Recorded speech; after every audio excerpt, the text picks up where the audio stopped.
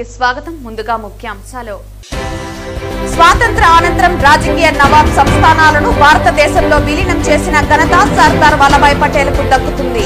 ఘనంగా సర్దార్ వల్లభాయ్ పటేల్ 150వ జయంతి జిల్లా స్థాయి కార్యక్రమం పేర్కొన్న చిత్తూరు ఎంపీ దగ్గుమల్ల ప్రసాదరావు. పోక్సో కేసులో టీచర్ అరెస్ట్. బాలలపై ఏ రకమైన దుర్వినియోగం జరిగినా కఠిన చర్యలు తప్పవు. తల్లిదండ్రులు, పాఠశాల నిర్వాహకులు పిల్లల ప్రవర్తనలో మార్పులు గమనించి వెంటనే పోలీసులను సంప్రదించాలి. తిరుపతి జిల్లా ఎస్పీ సుబ్బరాయుడు విజ్ఞప్తి.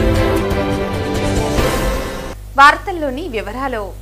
స్వాతంత్ర అనంతరం రాజరిక నవాబ్ సంస్థానాలను భారతదేశంలో విలీనం చేయడానికి విశేష కృషి చేసిన ఘనత సర్దార్ వల్లభాయ్ పటేల్ కు దక్కుతుందని చిత్తూరు ఎంపీ దగ్గుమల్ల ప్రసాదరావు పేర్కొన్నారు. బుధవారం జిల్లా కేంద్రంలోని గాంధీ విగ్రహ కూడలినందు నిర్వహించిన సర్దార్ వల్లభాయ్ పటేల్ 150వ జయంతి జిల్లా స్థాయి కార్యక్రమాలలో భాగంగా రాష్ట్రీయ ఏక్తా దివస్ ర్యాలీని చిత్తూరు ఎంపీ దగ్గుమల్ల ప్రసాదరావు జెండా ఊపి ప్రారంభించారు. ఈ కార్యక్రమంలో జిల్లా కలెక్టర్ సుమిత్ కుమార్, చిత్తూరు ఎమ్మెల్యే గురజాల జగన్మోహన్ తదితరులు, చుడా చైర్మన్ కట్టారి హేమలత తదితరులు పాల్గొన్నారు. ఈ సందర్భంగా ఎంపీ మాట్లాడుతూ సర్దార్ వల్లభాయ్ పటేల్ గొప్ప స్వాతంత్ర సమరయోధుడని, స్వాతంత్రం అనంతరం రక్తం చిందించకుండా చర్చల ద్వారా కాశ్మీర్, హైదరాబాద్లలో కొనసాగిన రాచరిక సంస్థానాలను భారతదేశంలో విలీనం చేయడానికి విశేష కృషి చేశారని అన్నారు.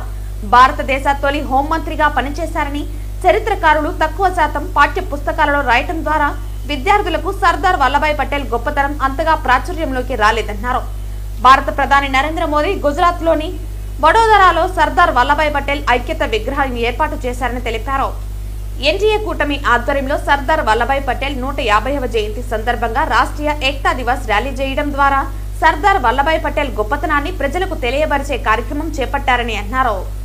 స్వాతంత్ర ఉద్యమంలో ఉన్న దేశ నాయకులు చాలా మంది పేర్లు తెలుసు, కానీ మహానుభావుడు సర్దార్ వల్లభాయ్ పటేల్ పేరు చాలా తక్కువ మందికి తెలుసు. ఎందుకంటే మన చరిత్ర రాసినప్పుడు చరిత్రకారులు ప్రథమంగా ఉన్న 4-5-10 మంది గురించి రాశారు, కానీ సర్దార్ వల్లభాయ్ పటేల్ గారి గురించి రాయడం చాలా తక్కువ రాశారు. అందువల్ల మన పాఠ్యాంశాల్లో రాలేదు.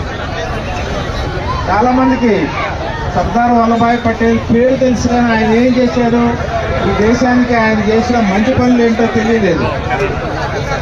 ఆయన స్వాతంత్ర సమరయోధుడే కాదు, అందరితో పాటు స్వాతంత్ర సమరయోధుడు. దాంతోపాటు 1947లో స్వాతంత్రం వచ్చిన తర్వాత జరిగిన పరిణామాల్లో ప్రథమ హోంమంత్రిగా ఉండి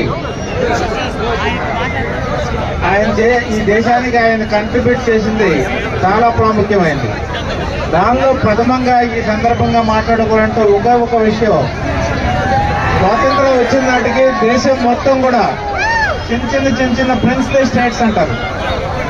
అంటే కొంతమంది నిజాం లాంటి రాజులు, తర్వాత నార్త్ లో కొంతమంది రాజులు ఈ దేశంలో స్వాతంత్రం వచ్చిన యూనిఫైడ్ దేశంలోకి రావడానికి సిద్ధంగా లేరు.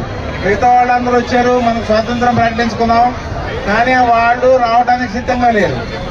అట్లాంటి రాజుల్ని కన్విన్స్ చేసి, అట్లాంటి ప్రిన్సుల్ని, అట్లాంటి కింగ్స్ ని కన్విన్స్ చేసి వాళ్ళందరినీ కూడా భారతదేశంలో యూనిఫై చేసిన ఘనత సర్దార్ వల్లభాయ్ పటేల్ గారికే దక్కుతుంది. తిరుమల లడ్డూను కల్తీ నెయ్యితో వెంకన్న భక్తుల మనోభావాలను వైసీపీ ముఠా మంటకలిపిందని మాజీ మంత్రి దేవినేని ఉమామహేశ్వరరావు ఆరోపించారు. హిందువుల ఆరాధ్య దైవం, కోట్లాది మంది భక్తుల ఆరాధ్య దైవం కలియుగ వెంకటేశ్వర స్వామి, కోట్లాది మంది భక్తుల నమ్మకం, విశ్వాసం. అటువంటి దేవాలయంలో వైసీపీ ప్రభుత్వ 5 ఏళ్ల పరిపాలనలో అఖిలాండ బ్రహ్మాండ నాయకుడి ప్రసాదంలో జరిగింది కోట్లాది మంది భక్తుల మనోభావాలని, నమ్మకాన్ని, విశ్వాసాన్ని దెబ్బతీశాయి. చాలా మంది బాధతో, చాలా మంది దాని మీద బాధపడటం కూడా జరిగింది. అటువంటి కేసులో సుప్రీంకోర్టు పర్యవేక్షణలో, సిట్ దర్యాప్తులో కీలకమైన విషయాలు బయటపడ్డాయి.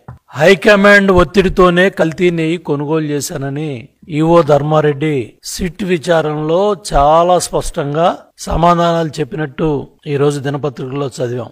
ఎవరా హైకమాండ్ అంటే సమాధానం రాలా. నిన్న దగ్గర 10 గంటల విచారణలో వెంకటేశ్వర స్వామి గొప్పతనం, వెంకటేశ్వర స్వామి ఎలా ఉంటాయంటే లీలలో సంవత్సరాల తరబడి ధర్మారెడ్డి తిరుమల కొండ మీద చిన్న విషయం నుంచి పెద్ద విషయం దాకా తాడేపల్లి ప్యాలెస్ జగన్మోహన్ రెడ్డి కనుసన్నల్లో, వైవి సుబ్బారెడ్డి, కరుణాకర్ రెడ్డి కనుసన్నల్లో శాసించాడు.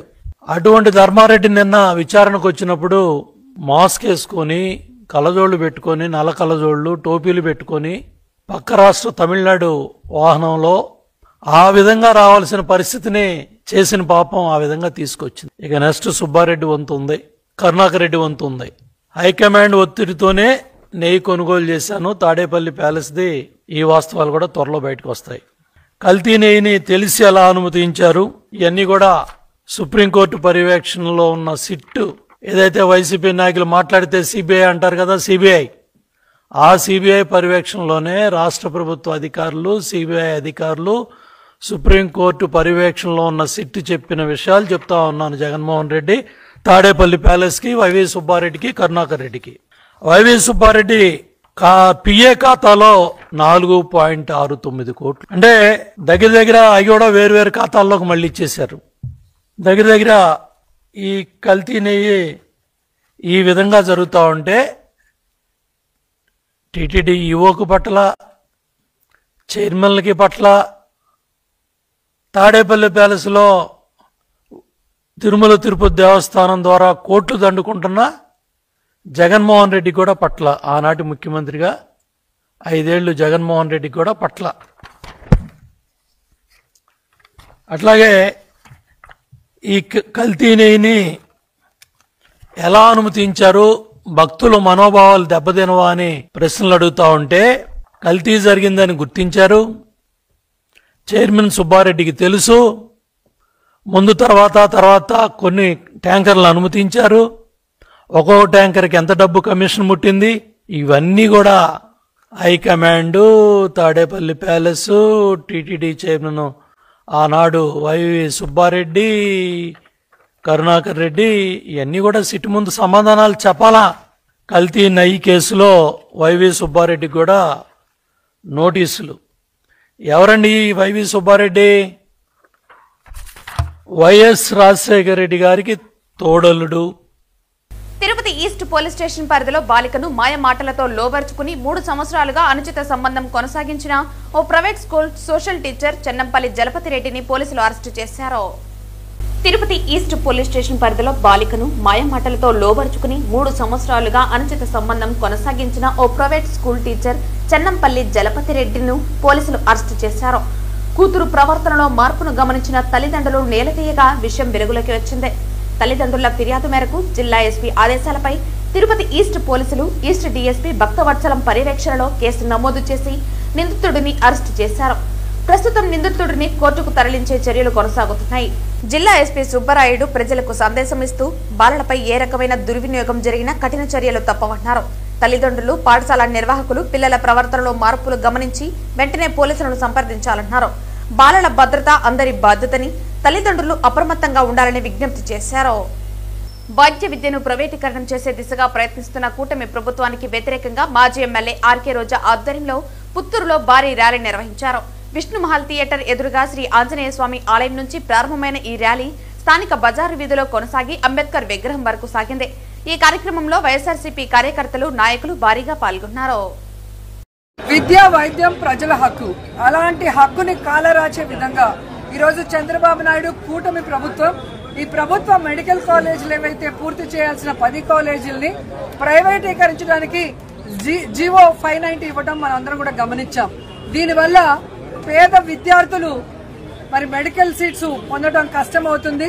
పేద ప్రజలు మరి సూపర్ స్పెషాలిటీ హాస్పిటల్స్ లో నాణ్యమైన వైద్యాన్ని పొందడానికి అనర్హులవుతారు. అందుకే ఈరోజు జగన్మోహన్ రెడ్డి గారి ఆదేశాల మేరకు ప్రజలందరినీ కూడా చైతన్యపరిచి గడప గడపకు వెళ్లి ఈ జీవో 590 వల్ల పేద విద్యార్థులు భవిష్యత్తులో కోట్లాది రూపాయలు పెట్టి మెడికల్ సీట్లు కొనలేని పరిస్థితి వస్తుంది.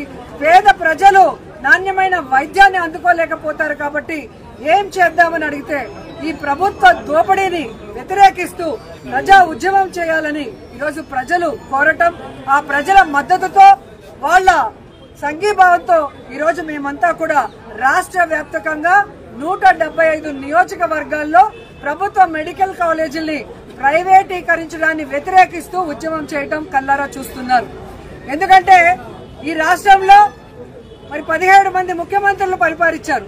కానీ ఎవరూ చేయనటువంటి విధంగా జగన్మోహన్ రెడ్డి గారు తాను మొదటిసారి ముఖ్యమంత్రి అయినా కూడా పెద్ద ఆలోచనతో పేద ప్రజల కోసం, పేద విద్యార్థుల కోసం 17 మెడికల్ కాలేజీలకి శ్రీకారం చుట్టడం జరిగింది. ఆయన ముఖ్యమంత్రిగా ఉండగానే 5 మెడికల్ కాలేజీలని పూర్తి చేసి ప్రారంభించడం కూడా జరిగింది. ఆయన ముఖ్యమంత్రిగా ఎన్నికలు ఓడిపోయే సమయానికి మరో 2 మెడికల్ కాలేజీలు కూడా పూర్తి చేస్తే ఒకటిని మాత్రమే ఈ కూటమి ప్రభుత్వం ప్రారంభించి పులివెందుల్లో ఉన్న మెడికల్ కాలేజీని కక్ష సాధింపు చర్యగా మరి ప్రభుత్వం ఏదైతే కేంద్ర ప్రభుత్వం ఇచ్చిన సీట్లను కూడా క్యాన్సిల్ చేసి దాన్ని ప్రారంభించకపోవడం అనేది దురదృష్టకరం. ఈరోజు నాకు విజన్ ఉంది, విస్తరాకుల కట్టుంది, ఢిల్లీలో చక్రం నేనే తిప్పాను, హైదరాబాద్ ని నేనే కట్టాను, సెల్ ఫోన్ ని నేనే కనిపెట్టానని చెప్పే కట్టుకథలు చంద్రబాబు నాయుడు గారికి తెలిసినవే. కానీ ఈ రోజు అన్ని చెప్పిన వాడికి ఎందుకు 10 మెడికల్ కాలేజీలు కట్టలేకపోతున్నావా అంటే అది మాత్రం చెప్పడు. డబ్బులు లేవంట, కట్టలేనని చెప్పి కుంటి సాకులు చెప్తాడు. మరి నీ పబ్లిసిటీ కోసం 100 కోట్లు ఏ విధంగా సెల్ఫ్ డబ్బా కోసం నువ్వు ఖర్చు పెడుతున్నావే, మరి మెడికల్ కాలేజీలు పూర్తి చేయడానికి డబ్బు లేదని చెప్పడానికి సిగ్గు లేదా అని నేను అడుగుతున్నాను. ఈరోజు స్పెషల్ ఫ్లైట్ల కోసం నువ్వు, పవన్ కళ్యాణ్, లోకేష్ విచ్చలవిడిగా ప్రజల డబ్బుని కోట్లాది రూపాయలు ఖర్చు పెడుతున్నావే, మరి ప్రజా వైద్యం కోసం, ప్రజలకి, పేదవాడికి మరి మెడికల్ సీట్స్ కోసం ఉపయోగపడే ప్రభుత్వ మెడికల్ కాలేజీల్ని ప్రైవేటీకరిస్తున్నావే కట్టకుండా, దీనికి సిగ్గు లేదా అని నేను అడుగుతున్నాను. ఈరోజు మీ ఇళ్ల కోసం, మీరుండే గెస్ట్ హౌస్ల కోసం, మీ షోకుల కోసం కోట్లాది రూపాయలు వెచ్చిస్తున్నారే, మరి పేదవాళ్ళకి వెచ్చించాల్సిన ఈ ప్రభుత్వ మెడికల్ కాలేజీలకి డబ్బు లేదని చెప్పడానికి సిగ్గు లేదా అని అడుగుతున్నాను. ఈరోజు చంద్రబాబు నాయుడు 4వసారి ముఖ్యమంత్రి అయ్యాడు. దేనికి? ఆయన 4 సార్లలో ఒక్క మెడికల్ కాలేజ్ కూడా శ్రీకారం చుట్టలేదు. ఈ రోజు జగన్మోహన్ రెడ్డి గారు ప్రారంభించిన వాటిని కూడా పూర్తి చేయడానికి మనసు రాలేదు అంటే పేద ప్రజలంటే ఆయనకి ఎంత నిర్లక్ష్యం, ఎంత అసహ్యం, వాళ్ళకేం చేసేది అన్న విధంగా ఆయన వెళ్తున్న అహంకార పూరిత ధోరణి మీరు గమనించాలి. ఎందుకంటే విద్య వైద్యాన్ని ఈరోజు తన బినామీలకి, తన నాయకులకి ఏ విధంగా ప్రైవేటీకరణ పేరుతో కట్టబెట్టి వారిచ్చే డబ్బుల్ని, వారిచ్చే ముడుపుల్ని దోచుకోవడానికే ఈ రోజు చంద్రబాబు నాయుడు, లోకేష్ మొగ్గు చూపడం చూస్తుంటే వీళ్ళు ఖచ్చితంగా చరిత్రహీనులుగా మిగిలిపోతారని కూడా ఈ సందర్భంగా తెలియజేసుకుంటున్నాను. చంద్రగిరి నియోజకవర్గం శ్రీనివాస మంగాపురం నారాయణ విద్యా సంస్థలలో నారాయణ ప్రీమియర్ లీగ్ 2025 ను బుధవారం ప్రారంభించారు. క్రీడాకారులతో ర్యాలీ నిర్వహించారు.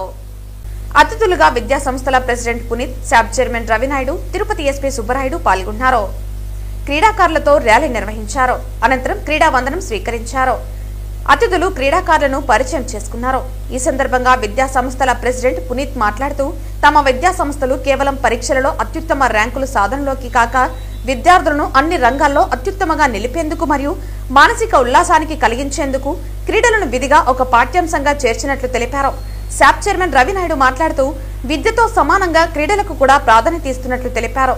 క్రీడలలో ఉత్తమ ప్రతిభ కనబర్చిన వారికి ఉన్నత విద్యలో ప్రవేశించడానికి అవకాశం కల్పిస్తున్నామన్నారు. క్రీడలలో సాధించిన పథకాలను అనుసరించి డిఎస్సి, అటవీ శాఖ తదితర ప్రభుత్వ ఉద్యోగాలలో పలువురు అవకాశం పొందారని అన్నారు. కూటమి ప్రభుత్వం క్రీడాకారులను ఎంతగానో ప్రోత్సహిస్తున్న విషయాన్ని గుర్తు చేశారు. తిరుపతి ఎస్పీ సుబ్బరాయుడు మాట్లాడుతూ సమాజంలో ఎదురయ్యే సవాళ్లను తట్టుకోవడానికి క్రీడలతో దృఢత్వం వస్తుందని అన్నారు. క్రీడాకారులను ఓటమి గెలుపులను స్ఫూర్తిదాయకంగా తీసుకోవాల్సిన అవసరం ఉందన్నారు. క్రీడలకు తగిన ప్రాధాన్యత ఇస్తూ నారాయణ కళాశాల యాజమాన్యం అపోహను తొలగిస్తోందని అన్నారు. ఈ కార్యక్రమంలో ఒలింపిక్ హాకీ క్రీడాకారిణి రజని, తిరుపతి డీజీఎం కొండలరావు, నారాయణ విద్యా సంస్థల రాష్ట్ర సమన్వయకర్త బ్రహ్మాజీ, కోర్డీన్ శ్రీనివాసరావు తదితరులు పాల్గొన్నారు. లైఫ్ లో ఏదో ఒకటి సాధించాలి, బాగా రాణించాలి అని ఏ విధంగా కోరుకుంటారో ఒక స్పోర్ట్స్ ని తీసుకొని ఒక్కసారి ఓడిపోతే ఎందుకు ఓడిపోయాను, దాంట్లో ఉన్న నేను ఏం ఫెయిల్యూర్ చేశాను, వాటిని ఏ విధంగా నేను మళ్ళీ గెలవడానికి నన్ను నేనుగా అభివృద్ధి చేసుకోవాలి, మలుచుకోవాలి అని ఆలోచిస్తే అదే మీరు గేమ్లో గెలుస్తారు. అదేవిధంగా జీవితంలో కూడా అంతే. ఒక పరీక్ష రాయడానికి ఏ విధంగా కష్టపడాలి, ఎక్కడ నేను ఫెయిల్ అవుతున్నాను, ఏ పాఠంలో ఫెయిల్ అవుతున్నాను, అంతా కూడా గేమ్, జీవితం, మీ అంత తర్వాత చదువు అన్నీ కూడా ఒకేలా ఉంటాయి. కాబట్టి మీరందరూ కూడా మానసిక దృఢత్వం కోసం, శారీరక దృఢత్వం కోసం స్పోర్ట్స్ అనేది చాలా ఇంపార్టెంట్. మీరు మానసికంగా ఎంత స్ట్రాంగ్ ఉంటారో అంత జీవితంలో రాణిస్తారు, అంతే చదువులో కూడా రాణిస్తారు. కాబట్టి ఈ మంచి మాటలు మీరు దృష్టిలో ఉంచుకొని మీరందరూ స్పోర్ట్స్లో కూడా ముందుండాలని, స్పోర్ట్స్ ఇంపార్టెన్స్ ఇవ్వాలని కోరుకుంటూ ఈరోజు ఈ కార్యక్రమానికి పిలిచిన యాజమాన్యానికి మరియు వచ్చిన ప్రముఖులందరికీ కూడా నా ధన్యవాదాలు తెలియజేసుకుంటూ, ఈరోజు ఇక్కడే పక్కనే కడప జిల్లాలో పుట్టిన ఆడబిడ్డ బ్రహ్మాండంగా రాణించడంతో పాటు మొన్న ఉమెన్ వరల్డ్ కప్ లో ఇప్పుడే పునీత్ గారు నేను కూడా వరల్డ్ కప్ కి వెళ్ళా, ఎంజాయ్ చేశాను. నేను ఎప్పుడు కూడా ఇంతవరకు చూడాల, ఆడబిడ్డలు ఆడుతుంటే ఇంత ఎంకరేజ్మెంట్ నేను కూడా ఎప్పుడు చూడలేదని పునీత్ గారు చెప్తున్నారు. ఈ రోజు ఆడబిడ్డలు కూడా సచిన్ టెండూల్కర్, కోహ్లీను, అదేవిధంగా రాబిన్ శర్మను ఏ విధంగా ప్రోత్సహించారో ఆ స్థాయిలో ఈ రోజు మన పిల్లలకు ఆడపిల్లలను కూడా ప్రోత్సహించడానికి ఈ దేశం సిద్ధంగా ఉంది.